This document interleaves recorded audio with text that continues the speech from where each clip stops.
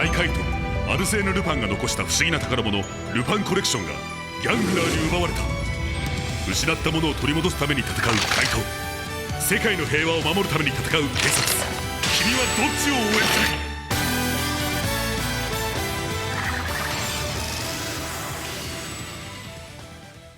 ？Hello and welcome to LupinRecap vs. PatReview, the podcast stirring up a storm. I'm your host, Lokomasi, and with me is my lovely co-host, Fafnir Masamune. I can't believe Kogure just left the Juror trio at a monastery, and now the three have to teach classes. None of them have a degree. What is this? Okay, you make that joke. Umika doesn't match up with Edelgard, but Toma is Dimitri, and Kairi is Claude. I mean, they have the correct colors for the houses. I don't know how well the pairings would go, because Tim was the only one in the right house. But anyways, we are Lupin Ranger vs. Pat Ranger recap and review podcast, and we're covering episode 35 today. But before that, it's time for our every 5 episode rankings. Yep, I am not currently doing it because I didn't just remember that we were supposed to do this before we started recording. Yeah, we should mention, even though our only viewer knows this, but Fire Emblem 3 Houses dropped yesterday. So, some of us have been a little consumed by it. So yeah, I'll try and take my time with mine then. So, at the bottom, as always, Sakia started at the bottom and he is currently still at the bottom. I feel like I say this every time, but he's probably not going to get any better. He's probably not going to jump up, but even though I don't hate him, yeah, he's just perpetually at the bottom. He's not really done much. Number 6, another familiar face at this spot is Toma. Again, he's not done a whole lot these past 5 episodes. He's not done anything awful. He's probably... I mean, you know, there's always a chance he'll do something really stupid and not put him below Sakia, but that's probably not going to happen. Number 4... No, wait. That's not how numbers work. Number 5 is Umika. Shock of shocks. I normally don't put Umika this low, but it's more of a case of I wanted to put everyone else up higher. I don't suddenly like Umika less. She just was really, really developed in the early episodes, and she's not gotten a whole lot since then. Mm-hmm. So for number 4... I have Tsukasa. Even though I have issues with her main episode from this last batch, I still really like her characterization in it. I appreciate her. I appreciate her being the only person with, 2 brain cells out of the Pot Rangers. Pot Rangers have 2 brain cells, and Tsukasa uses both of them. Yes. But I rarely get to put her very high at all because everyone else kind of steals the show. Yep. So I want to at least take this opportunity to put her at 4 again. Because my top 3, they're probably just going to change, who is in which part of the top 3 from here on in. Mm-hmm. So number 3, I have Noel. He also did good in episode 31, despite me having issues with that episode. He's just generally been a pleasant, enjoyable part of the show. Yep. They've really figured out how to do Sixth Rangers well by this point. Yep. Now, number 2, I have Keiichiro, which shouldn't be a shock. Because back in episode 30, he, I think, skyrocketed towards the front. And he's going to stay pretty close to the top. Because they finally hit their stride with him, and that he is the Boy Scout. Yep. They've really figured out how to make a really endearing character out of him. And they've done that by moving away from the mad stuff, as fun as it is. And number 1, we have Kairi, because he's sad. This is my shock and face. He's having problems. and he shot his brother in the last episode, and that was really cool. Also, at the time we're recording this, I've not edited last week's podcast because I've been having a time with work. But one of the Toku gifts from that episode is Kairi missing the basketball shot. Because out of context, it is inexplicable. It's just a dramatic shot of him shooting a basketball and missing. Is it complete with a long stare? Yes, it is complete Good. with everything that was in that episode, except for the context. It was Kairi rules, okay. Hopefully I had given you enough time. Oh yeah, plenty. So, of course, unsurprisingly, Sakia is at the bottom. Has he even had an episode recently? I don't think so. Yeah. We had 7 Rangers, and we do these every 5 episodes, so somebody has to get shafted. And it's pretty much always Sakia, because even when he has an episode, it's usually not as good, and definitely not better than like any of the other characters' episodes. Mm-hmm. Number 6 is Tuma, of course, because I do really appreciate him in the last few episodes. I think he's actually had a bit of a change in demeanor that I appreciate, but also he's not made any major strides recently, so he's still low.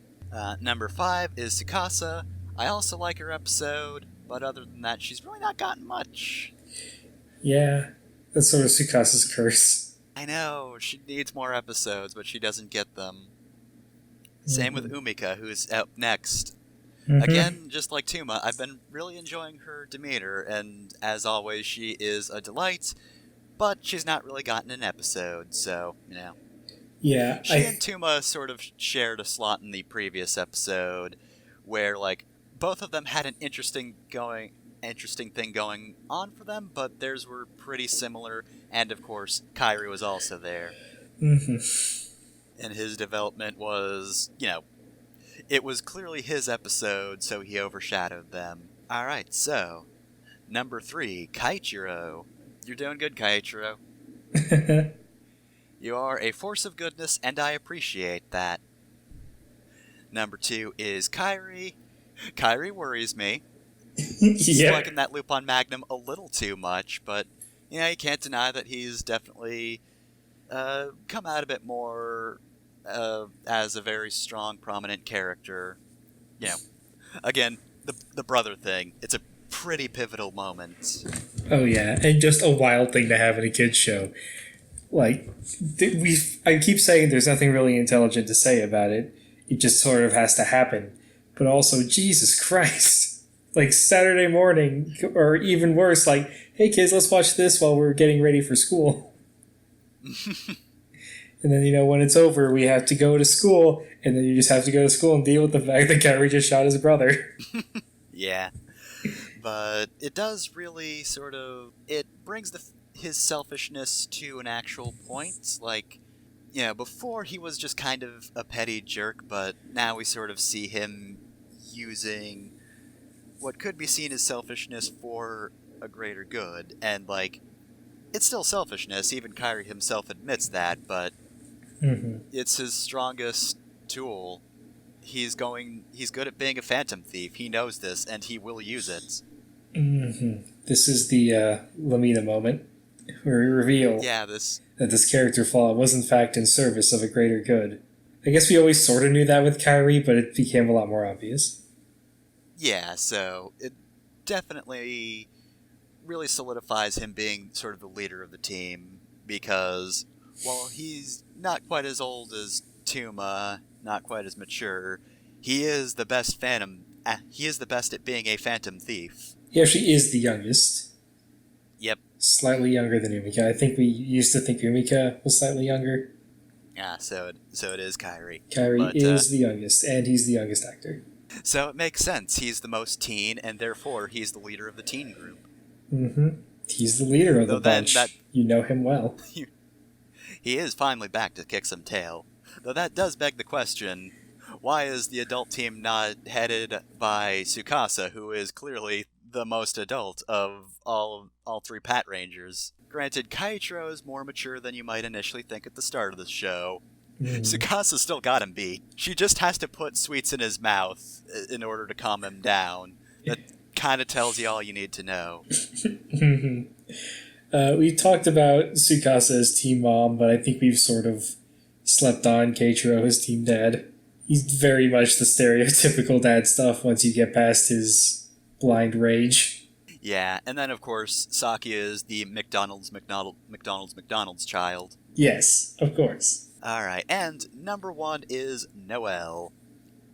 I have really enjoyed him the past couple episodes, though, to be fair, they have actually definitely wound him back a bit. You know, obviously he was really prominent early on in his episodes. And now we're seeing a bit less of him. They actually allow him to back off a little bit, which Yeah. works because, both teams, of course, are doing their own thing, and because he's the character who has to bounce back and forth between them, of course he's not going to be in the right place at the right time all the times, except sometimes he is at the perfect place, like in the Duel episode, which is pretty much the reason why he's my favorite at this moment. Yeah. Time to time, I feel like Noel might have a heel turn just because his actual motives are still a mystery, but they've been clarified a little bit, so even though he's still mysterious, he still feels a little closer to, I think, the Lupin Rangers overall, because he does apparently have a missing person he wants to bring back, but also he has a very strong, clear sense of justice, which is why he relates to the Pat Rangers, even if his ideals don't exactly match up to theirs. He knows what he's doing, unlike the Lupin Rangers, who, from time to time, not entirely sure what's up. Yeah, the Lupin Rangers don't lose very often, but whenever they do, it tends to be, quick and big. It usually involves Kyrie falling on the ground like an idiot. Yeah. I'm thinking of course, that time he was poisoned. Yep, the time in the recent episode with the horrible Chimera. Yeah. Time Lyman threw him through a car. Yep, God. But yeah, and then of course they also usually lose morally speaking. They tend to win fights, but when it comes to being a good person, everyone except maybe Sakya has them beat. Sorry, Sakya. But yeah, back to Noel. I do think that the writers have done a good job of not just letting the character's gimmicks explain why he's on both teams, and actually giving him character reasons to be on both teams. Yep. Again, the Duel just really cleared that up, really solidified his character, and I appreciate that. Alright, so that's it for my character list. And that's it for characters. So now let's get into another exciting episode. Alright, so episode 35, The Good, the Bad, and the Normal. If you buy a DVD with that, that's not going to be the Sierra Leone film. That's a bootleg. Sorry. That's the Asylum version. Last episode, we ended with Kairi with a gun and a very suspicious Kogure. Today, we begin with Kairi sans gun and a Kogure pleasant and hanging around somewhere that's not Juror. He exists. He's out in the real world. I don't know if I can handle this. It's like seeing your teacher in real life, but times 100. This is more like, I was gonna say seeing Santa Claus at a cafe, but I feel like it's more like seeing Krampus at a cafe. It's like, I don't know what you're doing here, and I'm also going to leave. Well, I feel like Santa has the kind of energy that you do have to leave, because any mistake you make around him is going on the list. Krampus would kill you in public. Oh no, it's Rise of the Guardian Santa. He'll stab me with his sword. Kogure remarks that Kairi is sabotaging Juror again, but Kairi assures him that he's on his way to shop, which hasn't stopped him from slacking before. Speaking of which, Kairi takes a seat at Kogure's table and asks him what he's doing. Apparently, Kogure was just about to gather intel, and is currently drinking his pre-intel espresso. But nearby, a Ganglar raises manhole cover and peers out of the sewers. Everyone panics, and Kogure introduces him as Dryun Sanbu, the guy he was about to investigate. Tuabu fires some beams, and everyone he hits splits into three. One of the three seems normal, one seems eerily cheery, and the last one is rudely self-deprecating, or at least in the example they focus on. At Police HQ, Jim Carter springs up and informs the rest of the crew of the incident, and they promptly move to beat up a mobster. Back at the scene of the crime, Kogure tells Kairi that Threebu has Le Grand Fosse, a collection piece that can split a person into three. A person's positive and negative traits are split into these separate entities, and the negative copies are the ones going ham on this open-air eatery. Kairi Kaito changes and flips into action. Drebu immediately recognizes Red as one of the phantom thieves who's been stirring up a storm, but finds his advanced warning a bit too fast. He's the first one who points this out. Yeah, just like, we also made that joke way back in our first episode, I think. That's not advanced at all. Also, I didn't realize the pun in Sanbo's name until you called him Threebo. But yeah, it's a little too early to be calling or to be talking about this, but I do love this Ganglar. Just from this moment of, hey, that advance warning was a little too fast. He's pretty great, but we'll talk about that later. As they fight, Tribuzbu finds himself quickly resorting to using his safe power, but before he can triple red, the Pat Rangers run in and start firing. Tatibu stumbles, and his beam misses Red entirely. Instead, Kogure is hit. This catches Red's attention, but Tribu has no time to capitalize on that because the Pat Rangers run in and start beating the tar out of him. This Ganglar is just instantly outmatched. 2/3 of Kogure decide it would be best to go back to Juru before the cops see him. Plural him. But the third has to be wrestled out of his seat by Red and dragged off. Meanwhile, Tribu is getting thrown about. The Pat Rangers move in and prepare to finish him off, but then someone throws something at Ichigo. The cops turn and see all of them negative copies, who proceed to riot the hell out of the Pat Rangers. Red also returns to the scene to see Ichigo getting punched for a bit, which is good because Tresbu informs everyone present that if even one of the copies goes missing, the affected person will never go back to normal. So Red figures he needs to retreat and figure out how to help Kogure. The Pat Rangers remain there, being beaten by civilians. The mob's assault in the TV Nahon sub, they say something like, screw you pigs. They either call them the fuzz or pigs. It's they use an informal slang for cop. Someone does later in the episode for this translation. Yeah, normally it's the Ganglars that throw the word pig around, but Yep. Because they're rude boys. I wish like Kyrie just called Geijo a pig at least once. Back at Jure, Noelle is having some tea. Umika wonders where Kyrie is, and Noelle also says that he must be off sabotaging Jure, and compares him to a cat. One Kogure bursts through the door, which Tuma points out as unusual. Kogure is about to tell them about the situation, but he realizes there's only one him present. He frantically looks outside, but the rest of him is nowhere to be found. But he does find the intro. After the intro, Kyrie chastises Kogure for losing himself. Tuma suggests taking things slowly, but Noelle and Kogure both know they can't do that. If all 3 Kogures aren't put back together within 6 hours, they will all die. Kyrie and Umika take a moment to process this, but Tuma, owner of Jure's only brain cell, knows what's up. The Jure trio are slightly panicked, realizing they need to find the other 2 Kogures ASAP. Noelle offers to track down Tribu with the other police, since there are other victims as well. And so, everyone but Kogure moves out, and Kogure looks kinda sad. Back in Hell, Destra bursts into the room and informs Degranio of Tatalbu's entrance into the game. Ghosh calls him a shut-in, and Degranio says he's surprised he bothered. Destra tells them that despite his usual attitude, Harombu is already creating quite a bit of chaos. And as always, Degranio says that he doesn't care about anyone's past, just the results. We Ganglars are an equal opportunity employer. Aw, how nice. Oh, right, they're trying to kill most of the humans. No, that's not great. The Ganglars are cancelled. There's an asterisk after equal. It's equal, provided you're just really good at fucking with humans. In Meat World, Umika and Tuma find good Kogure helping an old woman across the street. But just then, a ball bounces into the middle of the road, and a child goes to retrieve it, just as a truck turns the corner and starts barreling down the road.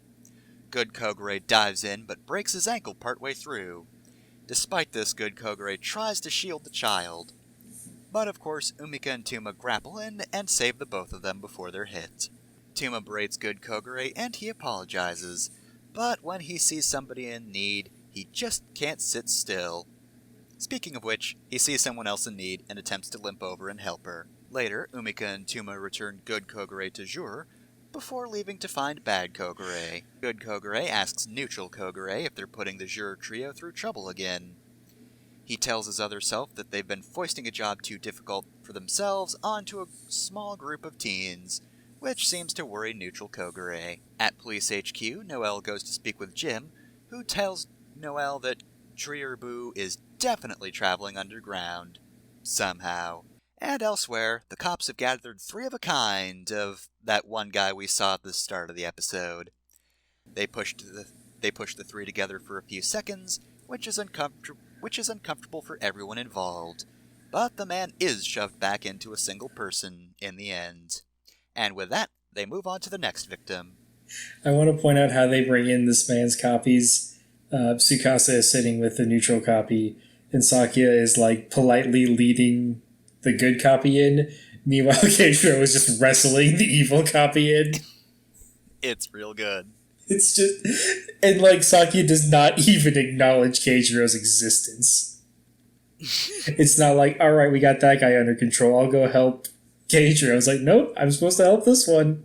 Here we go, sir. Ah, how nice. Unless you're Keiichiro. Keijiro's dying in the back. This isn't about him. With that done, we find Kairi somewhere around Mihara when he sees a motorcycle tearing down the road past him. It's Kogure, wearing a fucking wild jacket that I wish I could read. It's purple and it's got red kanji, and it's great. He is the biker gangster from hell. Kairi calls him lame, which gets bad Kogure's attention. BK tries to threaten Kairi, but a single chop to his helmeted head stops his advance. He then tries a punch, misses, and falls into some trash. Even bad Kogure's got his limits. As much as we like to joke about Kogure being this, like, unstoppable god-eating monstrosity, it is really funny to just see him get thrown around like Kairi's just beating up an old man right now. Kogure clearly isn't ready for a physical fight. Like Batman, it's not about the one-on-one. You gotta talk about what he can do outside of that. God. Could Kogure beat Goku in a fight? Goku would have to go Super Saiyan Blue, but I don't think that Kogure would win. While Kairi cleans that up, we find a worker looking at a manhole cover while ominous music plays. But enough about that. At Jure, bad Kogure is giving Kairi a hard time, but Kairi drops him upon entering and saying that only good Kogure is present. Although he's annoyed given there's only 2 hours left, he checks his phone and finds a location pinpointed on his map. We also cut to Tuma and Umika and Noel, who also seem to have gotten the same message. Noel smiles and remarks, "Impressive." Before you said what Noel's reaction was, I was going to say actually Noel just got a notification saying there are hot singles in his area. That could still be his reaction. But yeah, him having that reaction would just be even better. Impressive that they managed to be so close. And so needy. Somewhere underground, Cebu and his Potamen escorts are wondering where they should hit next. But he senses someone and fires at a barrel. That worker from earlier tumbles out, having taken a pretty serious injury to his arm. By which I mean, like, a cut. But a sizable one. There's, like, blood and everything. You know it's a serious injury in a Sentai show if there's actual blood. If it's just, like, dirt or small bruises, it's fine. The man says he was just checking the installation, but Cebu decides that he's going to use the collection piece no matter who he is. But when he fires, nothing happens. Almost as if he's already been hit. And speaking of hits, the Phantom Thieves fire at Sambu from off-screen before making a proper entrance. Lupin X also makes an entrance, and Trebu is upset because he hasn't even seen this guy yet. X chases him offset while the rest of the thieves rescue the worker. Though, of course, he's no random worker. He's Kogure. They get a touching moment where all 3 Phantom Thieves give him a reassuring smile. Even Tuma, kinda. A slight smile's like the most he ever does to anybody who's not Aya. Kogure takes off his mask and tells them that helping the thieves get the collection is his job. We also learn that this is kinda how he usually gathers intel. The part where he spies on the Ganglar, anyway. Normally he doesn't get caught, he was just hasty this time. The thieves tell Kogure to leave the risky stuff to them, because he's the one holding on to their threads of hope. The thieves Kaito change and run off to take care of the Potamen. and do their introductions in the process, of course. Tikaboo is also there all of a sudden, so good job, X. And we also get a good joke from him as well. I love the line, "Well, I'm purple, so I'm not giving you squat." "Oh, your color's real great. I'm like two of you combined, whatever." It is just the perfect blend of kind of awkward and also kind of late because he says it after Red mentions the advanced warning, not when they introduce themselves. It's really good for this particular Ganglar. This is kind of an awkward Ganglar. Kogure watches the battle progress until X leaps to him and asks him what's going on. Kogure expresses guilt. All this time he's tried to ignore the fact that he's hired 3 teens to fight the Hell Mob, but it's clear the reality of the situation has caught up to him, if just a little. Also, Red pulls out the Magnum and smooches it before shooting some Potamen, which is also pretty worrying. Through his helmet. I love you, gun. Uh-huh. His Lupin Magnum can fire in spurts. If he shoots you, you're gonna die. Hurt. Tlathboo panics and hides behind a pillar, but as we all know, that won't help him. The Lupin Rangers have 2 different weapons that'll take care of that. Red fires right through the pillar, and Tinaboo tumbles to the ground, while Blue leaps in and enters his safe combination, 706. While Brujaboo stammers on with little idea of what's going on, Yellow nabs his treasure and throws him to the ground. Red activates Lupin Fever and takes out Dreeboo with a big strike. But of course, Gauche enters the scene and brings him back to life. Now gigantic, Rokubu decides he's just done with this whole thing and tunnels his way out of there. God, this is the best reaction. Gauche is just like, wait, what? No, don't do that. Fuck this shit, I'm out. Mm-mm. Thankfully, Red has an idea. The Magnum can apparently operate on its own. I guess he must have just figured that out in his downtime. It's just like, Red, how did you figure that out? Cut back to, like, yesterday. He's messing with the dial, and all of a sudden, Lupin Magnum just bursts through the roof of his Beast Treasurer. You just hear Kyrie just scream. Fuck. And then there's a robot arm. He just screams fuck in English. So he uses Dial Eyes, and the Magnum changes into its own Zord, and pursues Lubu, which would normally be inadvisable. Magnum barrels through dozens of giant Potamen, sometimes just turning back into a gun and firing. Eventually it finds its way to Saisubu's room, which greatly upsets him. Magnum finishes off the remaining big Potamen with lasers. He then leaps up, grabs a pole, and with some very obvious CG, kicks Cebu skyward before firing several shots into him. We also get another fantastic line from him, "What the heckin' heck." Meanwhile, the Pat Rangers are driving down the road, with 3 victims still left to save.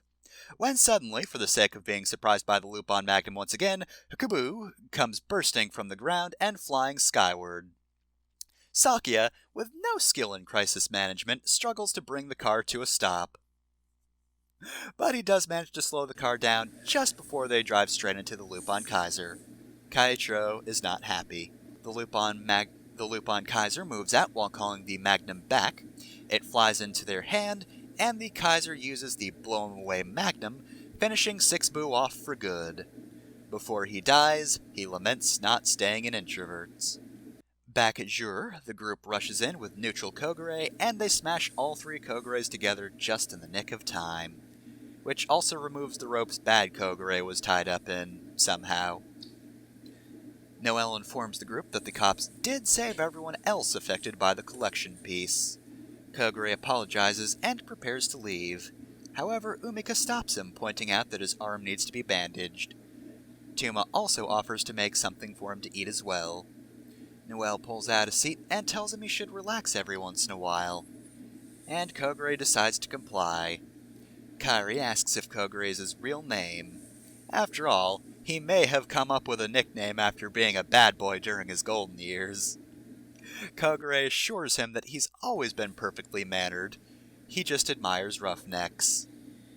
That's all Kairi needs to start imitating bad Kogure.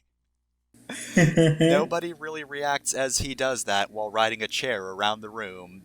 Except Tuma, who looks ready to throw Kairi out of the universe. End of episode. I forgot about Selma's reaction. As always, he does such a good job with facial acting. And I can explain Kairi's comments about Kogure's name. Ko means child, and Gure means, I think, like rough or a mean person. Mm-hmm. So Kogure means like a mean child. That's pretty great. So it could have just... That's what Kairi means by it being a nickname. Just like people called him like mean child, and it caught on. Yep. Obviously, there's probably like 1,000 different interpretations of those syllables. Yeah, there typically are, but also, it would be a great pun, so I'm sure that was on purpose. Yeah, TV Nahon, the way they translate is like Kairi said, I just thought that when you were little and they put in parentheses Ko, you might have been a roughneck in parentheses Gure. Which is a pretty good way of getting across that information in an efficient way. Yep, you don't just no have to... translators know Keikaku means plan. Yep. Alright, so with that, Ganglar time.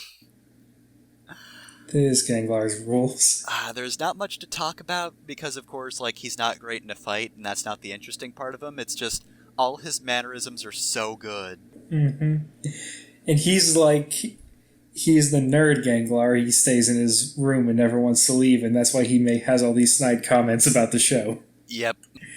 I kept waiting for him to talk about it. I'm going to go complain on Reddit about this. You're not as good as Gear Ranger. But yeah, just all his comments are really good, and just all of his panicked reactions when he's getting beaten up are great. The Lupin Magnum. Oh, so the Lupin Rangers are getting another mech? The Power Rangers still haven't gotten Trigger Machine's flashback. This show sucks. As he just goes flying in the air, he just points to the cop car. He's like, you should have been in this episode more. They went with the more subtle thing. I think if the show actually did that, it would be awful. Oh, yeah. With this type of character, it's best to keep it small like they did. Yeah, he's not obnoxious. We can make jokes about him being an obnoxious nerd. That's what we're here for. But, just typical nerd is better for the actual episode. But yeah, last episode's Ganglar was a good combination of, like, interesting in a fight and also just interesting personality-wise. So he probably wins out a little bit, but I think a Ganglar like this definitely solidifies the fact that, like, I prefer Ganglars that have personality to ones who are just, hey, they have good weapons or whatever. I kind of want to see this guy in a Ganglar group and just his lack of interactions with everyone else. I know I've made this comment before, and of course the conceit is that the Ganglars usually won't work together unless they are just, a team from beforehand, but I do kind of wish there were more team-ups. Oh, yeah. Though, it wouldn't work with all Ganglars, because again, not all of them really have a personality. Some of them don't have good powers or a good personality, like that one toothbrush guy. Remember him? I only remember him for the sake of an example. But anyways, on to the real meat and potatoes of this episode. The reveal that Kogure was in fact good all along. Yeah, honestly, like, they clearly were leading you one way with the end of the previous episode, and then here they're like, surprise! Kogure's actually pretty good. And even his mean side really isn't that effective. He's just kind of a doofus, really. He's kind of a doofus who wants to do his own thing, but he's really ineffectual otherwise. I think it's interesting that all the other bad guys went and just assaulted the first person they saw, the first people they saw. Mm-hmm. Whereas Kogure first had to go get a bike. And a jacket. And only fought Kairi when Kairi said something about not him, but the bike. Yep. Evil Kogure just likes bikes. Did you just fluff my hog? How dare you? What the fuck did you just fucking say about me, you little bitch? But yeah, this episode was just really good for Kogure. I thought it would just be a comedy episode, and it was funny, but, like, all of a sudden Kogure is actually just a really good character that I trust a lot more, so hopefully he doesn't heel turn. You had no idea the internal struggle he was going through this whole show. You know, now... We just make jokes. Oh, Kogure is clearly evil. Oh, look at him. You can't trust him. Meanwhile, he can't sleep at night because he threw three teenagers into hell. Yeah, I guess that thing in the intro where he throws out the pages with the Lupin Rangers encased in ice isn't really an indication of him being evil and more just an indication of the situation he's put them in, but that doesn't really indicate his actual, like, feelings on the matter. Mm-hmm. And I like the little talk he and Noelle have about like why Kogure tries not to get too close to the Lupin Rangers, because like, well, every time like the more I know them, the harder this gets. Yeah, it's like, I have to do this. It's awful, but I have to do it, and I'm gonna do what I can to keep myself safe. Yep. I think one of my favorite things about the episode was like, this is one of the first times we've actually seen the Lupin Rangers sort of act more like a cohesive group, or possibly even a family. Like, that ending where everybody's just offering to help Kogure was great.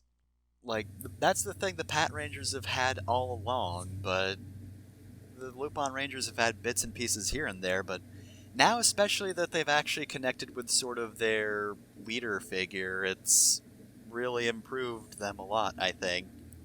It seems like it's a pivotal moment. Mm-hmm. Which means now we need to see more of Hilltop and Jim to make up for that. The Lupin Rangers are gaining ground. We need more from them. Mm-hmm. It's also interesting to just hear Kogure make a little joke at his own expense. But yeah, it is super weird that this, really shady character that has been, like, we're not the only people to think that he's shady. Like, no one trusted Kogure. And then all of a sudden, like, and it's not just like, oh, those are misdirections for the sake of misdirections. They're character reasons he was acting shifty. Yep. They just happen to be, a thing people can empathize with. I did have one more thing I wanted to mention.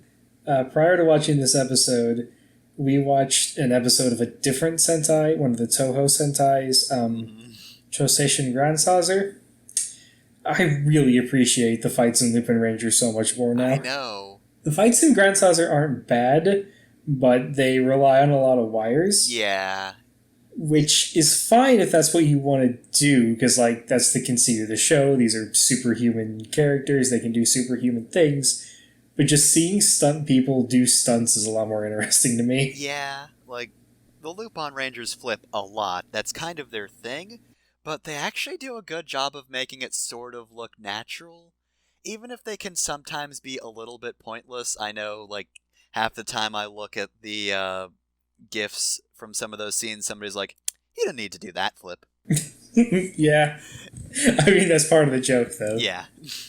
The Lupin Rangers It's flip. part of the fun. That's their thing. They're here to look cool. Even if they go a little overboard with it. Everyone does front flips except for Noelle. He does back flips. Noelle can do any kind of flip you want in or out of a suit. In fact, I think he actually flips less when he's on duty. Well, I mean, that does make sense. After all, he is in that armor when he's a Lupin Ranger. Yeah, we've always acknowledged how good the choreography was, and it was just interesting to have a counterpoint. Yep. And normally I don't, like, rail against effects like that. Like, I'm okay with wires, generally.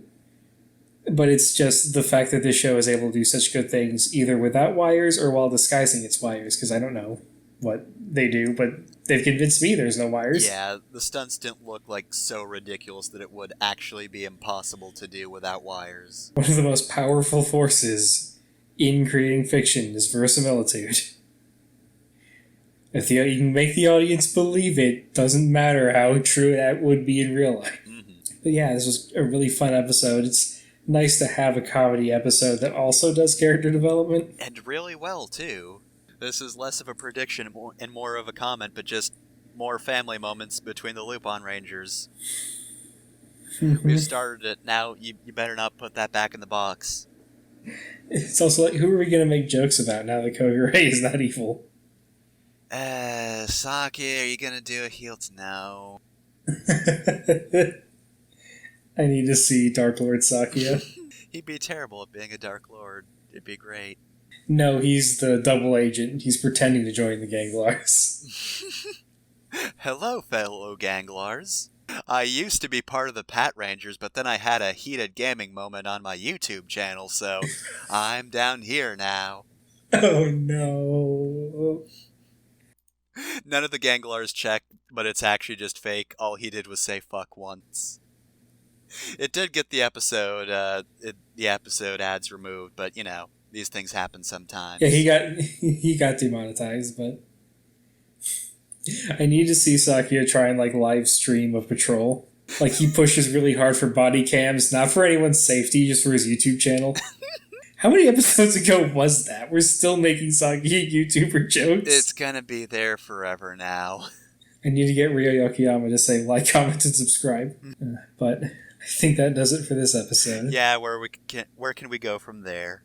Nowhere. That's it. If you want to follow us on Twitter, you can follow us at LRVSPR. Fafnir's FF and Rasamune. You can email us at LupinRecap vs.PatReview@gmail.com. And we will see you in the next episode. Adieu. Adieu.